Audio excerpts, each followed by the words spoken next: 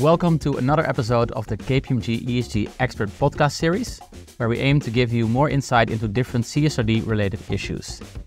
We will share also some concrete steps that you can take using real-life examples. In this episode, we will talk about the role of data and tech within CSRD reporting. And specifically, we will look at the key challenges for the first reporting deadline, the organization of data in the value chain, and how to set up a solid data and tech foundation. I'm your host, Pieter. Luckily, I'm not here alone. I'm very pleased to have with me today Paul, Riccardo, and Miele. So thank you for being here. Could you shortly introduce yourself and maybe indicate why you're so passionate about this subject? Yeah, I'm Paul Pieroen and I'm a partner in KPMG Advisory with a background in finance transformation and enterprise performance management and support organizations in their ESG reporting journey to become compliant, but also to move beyond compliance. And my passion about ESG is that I think that ESG is the design principle for successful future organizations. And for me, ESG should be part of the heartbeat of an organization to balance people, planet, and profitability. Amazing. Thanks. Riccardo, can you? Yes, Riccardo Altenburg. I'm director in the technology team of KPMG, responsible for our ESG tech and data team. And now I'm really excited that we can bring our expertise on data and technology to our clients, but really to use that to make impacts on climate, on people, indeed, and on nature. And I think that's really cool. And I think that's where we can bring our expertise to the sustainability topic. Amazing. Thanks, Riccardo. My name is Miele Janse van Vuuren. I'm a senior manager within the ESG Assurance team. And I find the topic very relevant from my job's perspective, because I think ESG reporting is the way forward for companies to ensure their own resilience within our current landscape. Amazing. Thanks a lot, all. And maybe to start off for the listeners and viewers as well that might not be so knowledgeable yet about CSRD and the role of data and tech, Miele, maybe you can elaborate a bit, set a bit the landscape here. Sure. With the CSRD, the scope and the quality of non-financial reporting is going to increase significantly.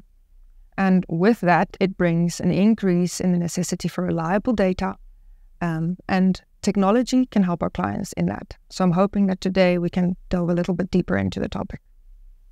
Want to add something, Riccardo? Or? No, yeah, I think I think you're completely right, and I think it's if you see the complexity of the sustainability topics that organizations need to report, a lot of volumes of data, both internal data, external data. Yeah. I think it's really important that you set the foundation and that you use technology and data management to actually do this in a proper way. Because Excel and a lot of manual data is flying around the entire organization, and I think that will be very hard in the future to actually do this in a controlled and auditable way to explain to your stakeholders, internal, external, what you're doing on sustainability. Data will really help you, I think, in setting that in a controlled and in an automated environment.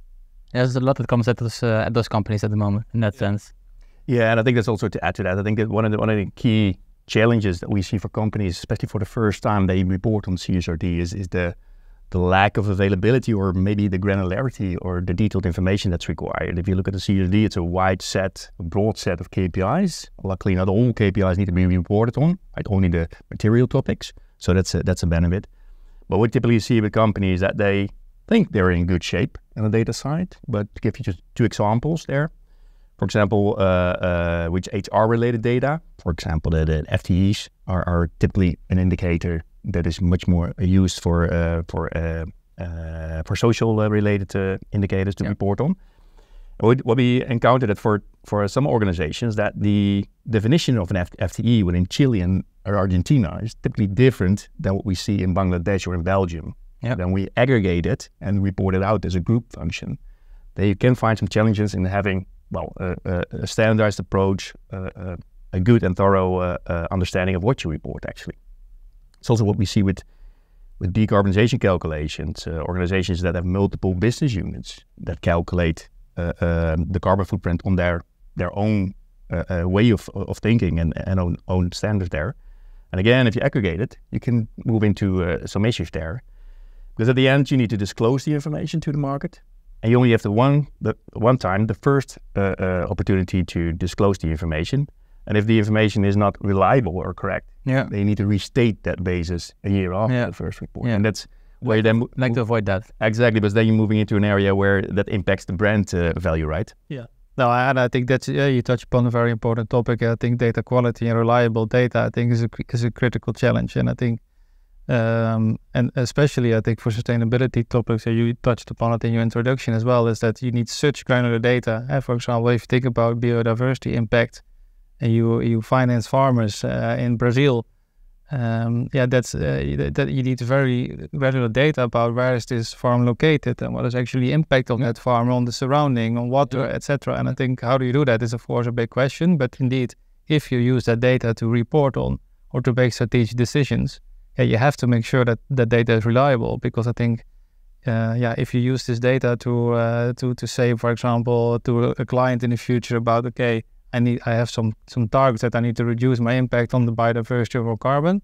That can have influence, of course, on how you engage with clients or with customers. And you want to do that on reliable data, because before you know it, you make decisions that are not the right ones. So it's very critical that we have quality and reliable data. I think that's very important. That's I cannot stress it more. Yeah, you already mentioned already a bit, like maybe geography spread of the data, right? All the parts of the world that it might come from.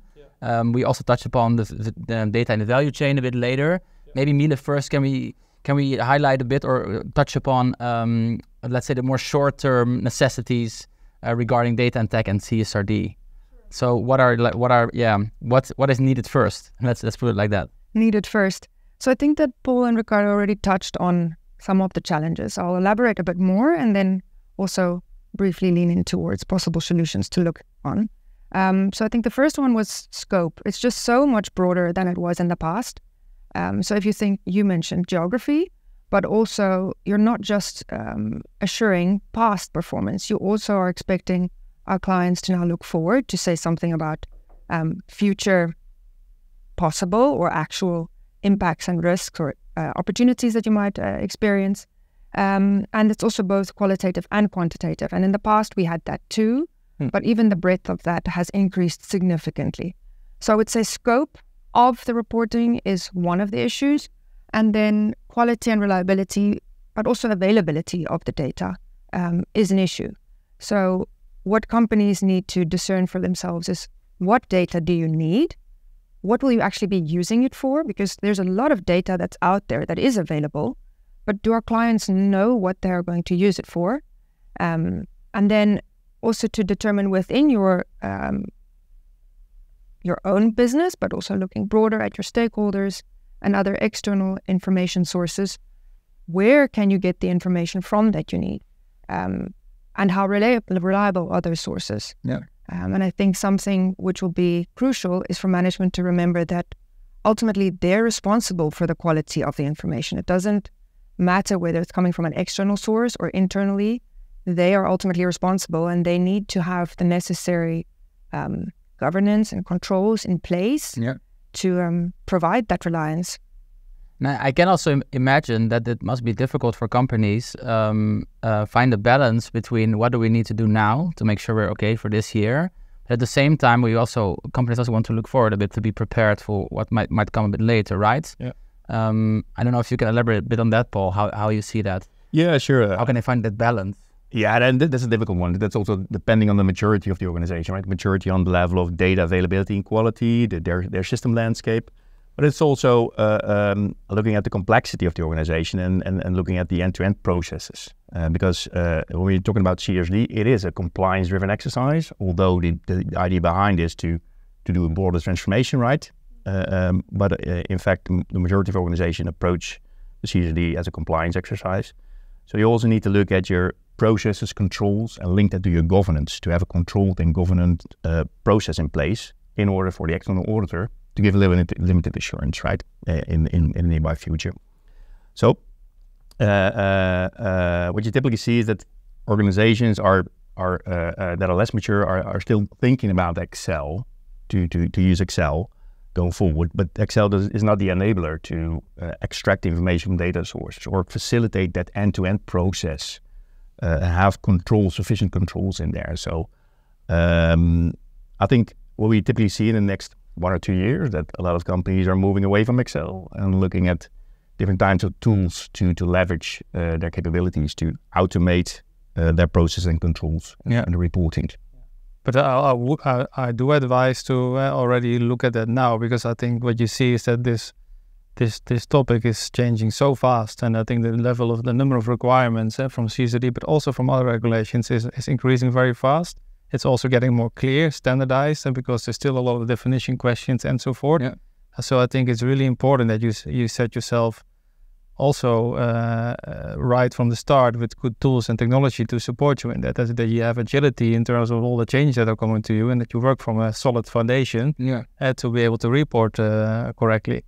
And I think technology can help you with that because it's, as I said, there's a lot of data flying around, external, internal, manual.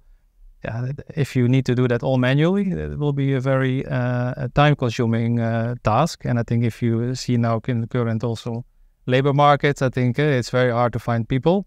So I think technology could be also there kind of a solution. Not yet time for solutions, but I think it's already important to think about your future technology landscape now because it's going fast. I think this is an important thing you mentioned, because looking at the standards, they're ever evolving, right? In the nearby future, potentially there will be more industry-specific standards there. Other policies like CSRD and other policies coming into place. And what you like to have in place is a system that also complies with those new standards. So it should be scalable in that sense. But also looking at the maturity of your reporting organization, you want to have a solution there that is capable of supporting your future ambitions that you have. So do not look directly, as Riccardo also mentioned, not only look at the requirements that you have today, but look at the requirements that you have tomorrow and then here or 2 years, because that's what you need to bear in mind before you move into the area of optimizing processes or controls or systems. Because I can also imagine that companies might now, already so many new topics might come into play for them that they never had reported on before or collected any data on before. That companies might also be a bit, let's say, overwhelmed with just getting in order. As you said, you talked about the scope of what they should report. That something like this, maybe, do they get to that, right? So Miele, how do you see this from a practical perspective in the assurance? How do you see that clients try to, let's say, look forward more than a year or 2 years, at the same time also trying to get their head around all these new topics that have, let's say, reached them? Yeah, so I think for our clients that initial gap assessment is really important for them to determine what is it that they need to report on and what data do they need to actually be able to report on it. And then once you have deduced that, figuring out what data do you already have available, what you don't have, and it's that what you don't have yet where I would say the biggest challenge lies. I would encourage our clients to, or what we also are seeing is reaching out to your network, because all of our clients are going through this. Companies within the next 3 years will need to transition over to CSRD, and there's no point in doing it alone and feeling that you have to solve the issues by yourselves. So what we've seen is a type of a collective where a number of the larger companies frequently meet with each other, interact with each other, share ideas, share struggles. How are you resolving it? And I think through that, you would quickly pick up on topics where, for example, biodiversity, which is the new up-and-coming one after greenhouse gas, where are they struggling with? How are our peers resolving this issue? That's one option. So reaching out to your, let's say, friends. The other one, I would say there's such a broad network of advisors, whether it is your assurance provider. Of course, there are limitations in the advice that we can give, but also external advisors that you can reach out to, which would be able or should be able to point you in the right direction. There are really large organizations that are collecting data on specific topics because it would be really time consuming if all companies had to collect data on all topics at the same time. So trying to find companies that have focused resources and then kind of plugging into that that stream of information. Try to make use what's already there, what's already out there. And exactly. And then I would say largely for the topics that have now become relevant to you as a company, perhaps this has already been relevant for years in your value chain. So also make use of those connections that you have with the companies that are your partners, so to say, in business, to see if you can share knowledge with one another. It's a nice bridge to our next challenge. Well, yeah, I wanted to discuss, I mentioned it already in the intro, around the value chain, and where data that is in your own business, let's say, in your own operations, etc., might be more easier. I could imagine could be easier to retain, but actually information that had to come from outside your business adds another layer of complexity, right? Yeah. How do you see this, Riccardo? What are the main challenges? Let's start with that, right? Yeah, I think it's a very exciting topic, and I think you touched upon it. I think the CSRD is indeed requiring that you also, of course, make explicit what is the impact that you make on the value chain. And I think that already indicates that I think there is a clear play or a clear role that you need to take working together with your partners, whether it's a supplier, whether it's a client, or any other external organization that has very relevant information for your business. I think this whole data collection in the value chain is not something you should solve alone. And I think there are a lot of initiatives popping up in industries. For example, banks are talking to each other how to make use of how do we collect data and make sure that we also collect the same data from our clients, because otherwise you will drive them a little bit crazy. If I ask Paul question one, and I have to ask you the second question, and you're both our banking clients, and you want to make sure that we ask the same questions, or even better, we only ask it once. So we see a lot of partnerships popping up in the value chain to share data. That of course has also other implications and on security and all these kind of things. But I think there are already from other topics a lot of lessons learned about data exchange in sectors, and I think that's a development that we see a lot now in the value chain data topic, and work with your partners. I think we touch upon, for example, now biodiversity. There are a lot of academic research institutes, for example, in Naturalis, where they do a lot of research on biodiversity, and they're very willing and open, of course, to also share that data to use it for your own analysis. And I think that's I think another advice is that. Work together with your partners, clients, and ecosystem, but also I think make use of all the external data providers that are. Because I can imagine that especially in the value chain, the, let's say, amount of data, it's maybe companies tend to also easily just collect as much as possible or a lot to be sure that they're fine, right? While maybe reaching out to some of these partners could also help you where to focus. Even within a specific area like biodiversity. Yeah, and also to help you I think you already said it in the beginning, but I think a lot of clients are still in the kind of definition phase. All these new topics, carbon, biodiversity, water, circularity. What does it now actually mean for my company? And under that is how do we now have a standardized way of defining those topics? Which kind of KPIs come under that? And I think there already this whole collaboration in the sector could help you to at least that you as a sector describe carbon in the same way altogether. As a simple example.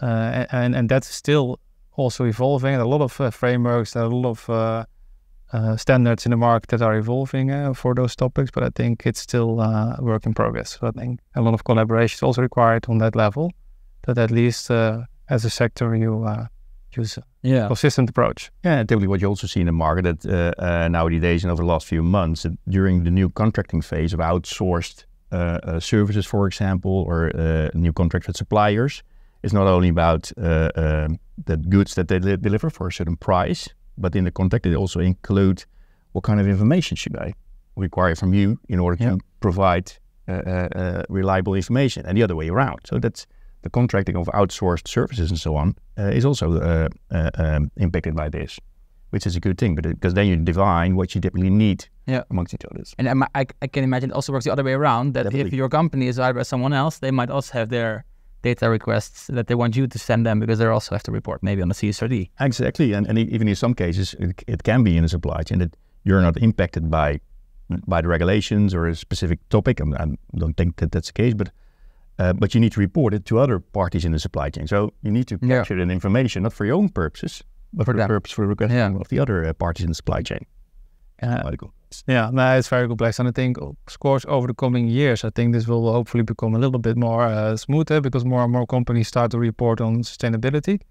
But I think there's still a whole group of organizations that don't report on sustainability, and not mandatory at least. So I think this whole value chain is very scattered. And I think if you are a producer of milk, the farm where you get the milk from, they don't necessarily report on sustainability, most probably. But of course, are very important for your own impact measurement. So I think you also need to start looking for maybe helping at that farm to say, okay, what can I do as a milk producer to you as a farm to make sure that we as a sector understand what data do we need. Yep. And I think because a farmer is not necessarily per se focused on sharing data, or at least having data that's relevant for sustainability reporting. So it's also a bit up to the, let's say, bigger parties to take a bit of responsibility there. Probably, and to see together as a sector, we have to solve this, so we have to work on this. So we have a role to play maybe in the execution phase, and we have a role to play maybe to assist you with services or any other. I think to add on to that, the milk was a great example. There's just there's a lot of estimation around the topics where we don't have the information, and that's not reliable yet. And I think that's also an issue that many of our clients are facing is how do you support those estimates sufficiently so that you can get assurance over it? And many of these estimate calculations can sometimes be very complex. And I've seen it at clients before where they have an estimate which they think is reliable, but if you don't have that fully documented, the audit trail of how you got to that final figure, it can cause issues for you close to signing date. So, yeah. So going towards the solution, you'd say, so make sure you document well.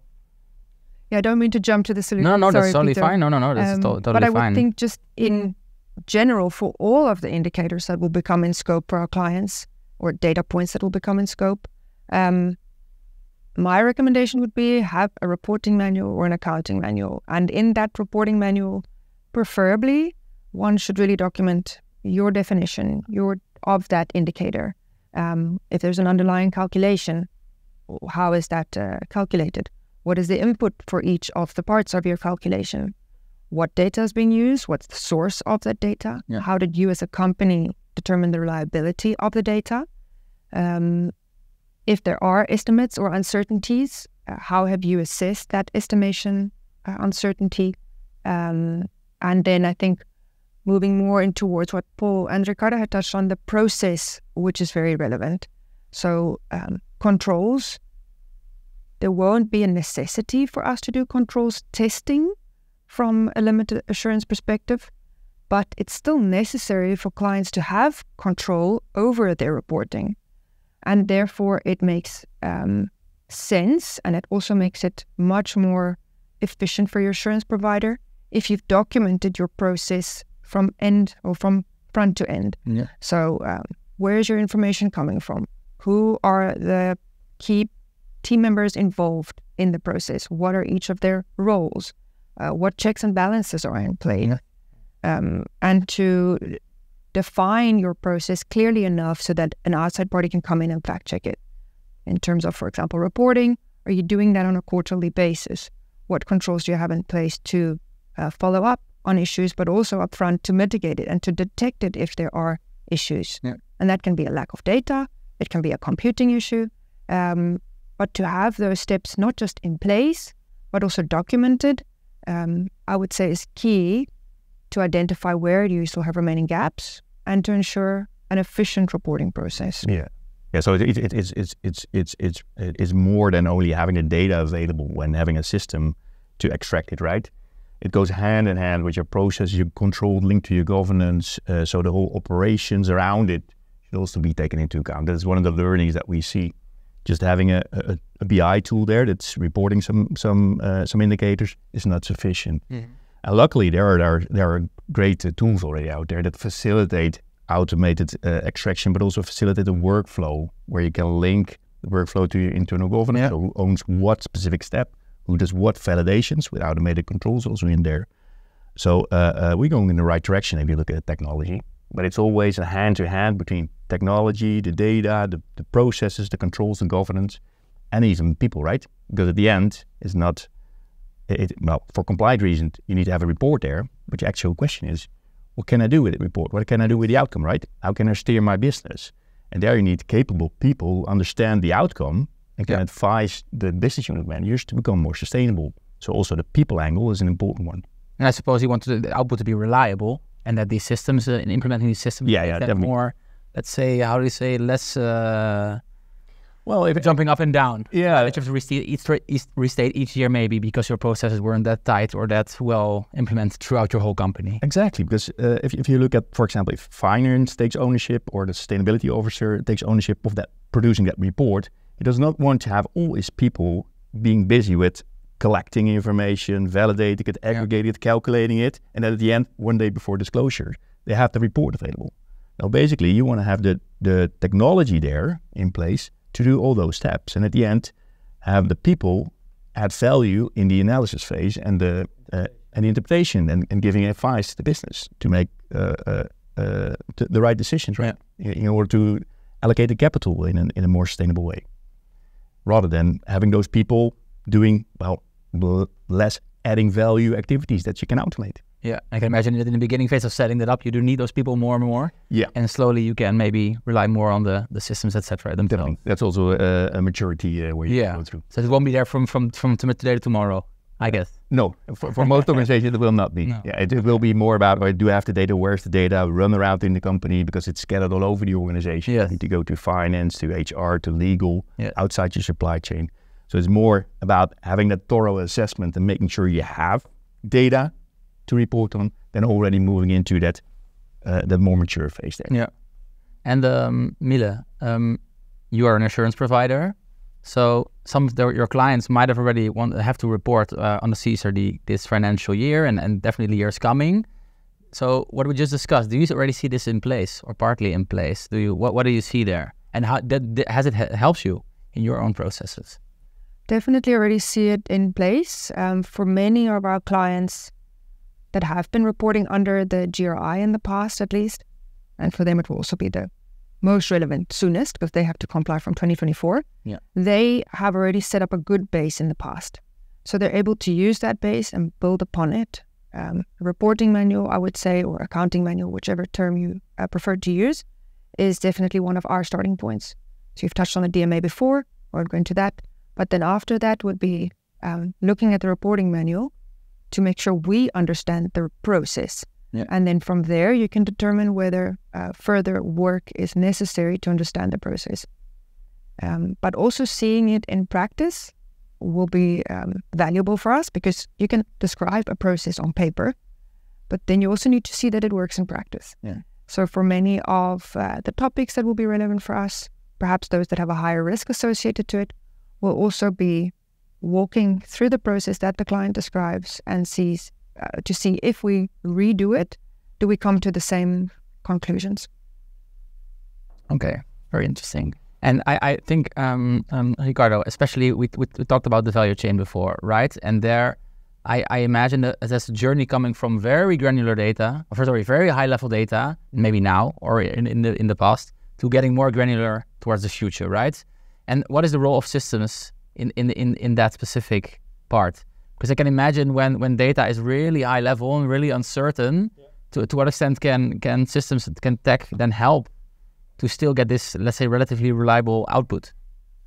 No, I think already today, because you mentioned this high level data, I think to do already emission calculation, for example, today you use a lot of available data externally, maybe about certain sectors or about certain regions or certain, probably mostly regions and countries.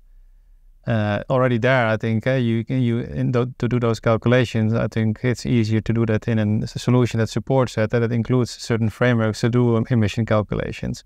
And all along the way, I think you will start to collect data from, for example, clients. You can ask them, okay, what is your carbon footprint, Paul? Now I ask that maybe through an email. I said, okay, can you please send me your carbon footprint?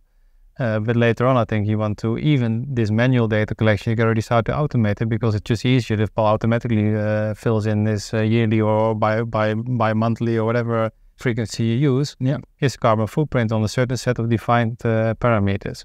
And so at least I have an audit trail and I can have controls in place along the whole data flow, where to do calculations, etc. So I think there are a number of solutions, I think, to use technology to already today make the process a little bit more automated and efficient. And I think along the way, I think we start to collect more granular data from clients, suppliers, and also external data, which will become, I think, a little bit more granular. And then I think it's more around the calculations that becomes more complex, where you need to do the calculations on carbon, for example. And I think that's where technology can also help you. Okay, so it seems like there are quite some quick wins already.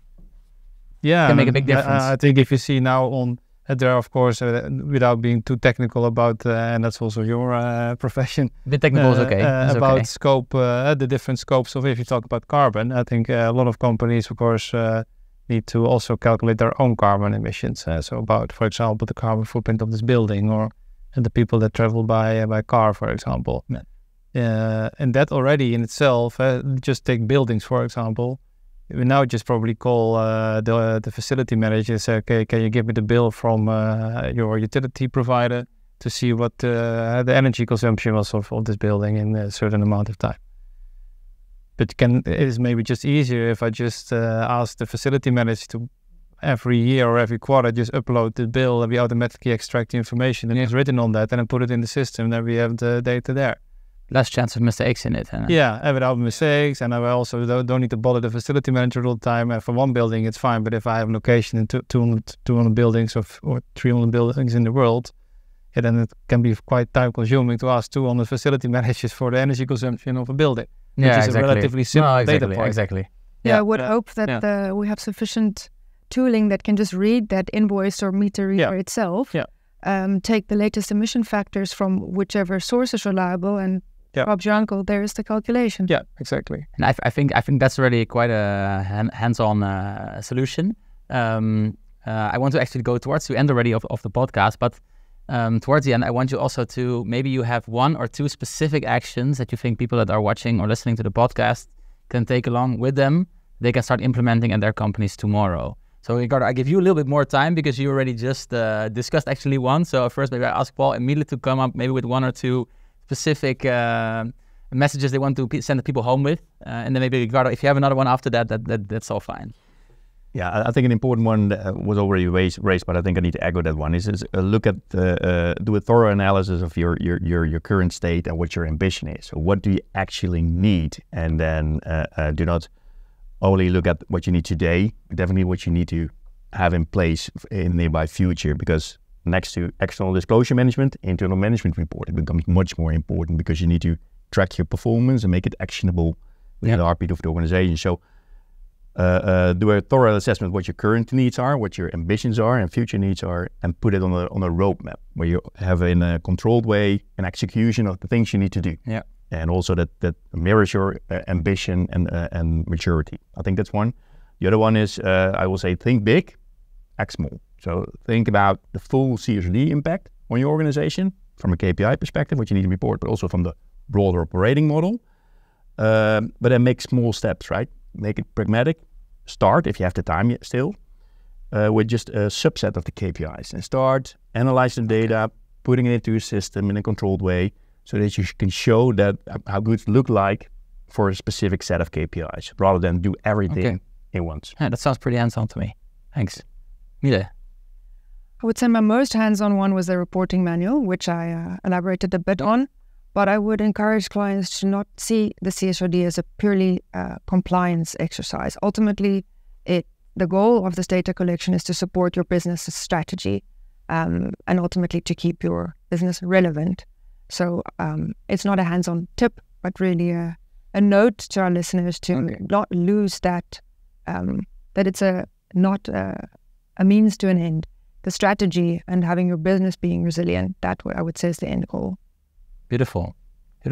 Riccardo, after all the tips you already gave, do you have some more? The tips already? No, I think pressure. If I look at technology, I think you really look at it from a holistic perspective. I think the impact of ESG and reporting is really on your entire landscape. And that's also including already as discussed, how you interact and engage with clients and suppliers. So really define your future state IT landscape, but do a thorough analysis of what you already have in place and see really where you have gaps that you need to fix now. And that can be data collection, it can be calculation, it can be any capability. There's a whole range of solutions in the market, but I think really look at your landscape holistically and see where you have key gaps. And then for data, say, we discussed to define your requirements. It's very, very complex, but really define a clear data collection strategy when to go outside, when to ask a client, because clients already become totally crazy because you ask them so many different questions already about send me this, give me this. And so really think through when to go to a client to ask data, when to go externally or when to have it internally. And so our data collection strategy is quite important. Yeah. And that maybe blends also well with the start small, right? So look at that landscape maybe for one specific topic or without losing in mind the end goal of the regulation. Yeah. Beautiful. Thanks a lot for your contribution. That was it for now, actually. So thank you for listening also, the people that are listening or watching the podcast of the KPMG ESG Experts series. And we hope you really enjoyed this this podcast on the introduction of the challenges that organizations face around data and tech and CSRD. And we hope that you feel a little bit more prepared to take the next steps in your journey. If you're keen to hear more from our experts and other experts on CSRD topics, subscribe then to our podcast via the link in the description. And as always, you can also head over to the KPMG website to sign up to our ESG Today newsletter. Also, you can check out some articles there and events on ESG related topics. See you next time.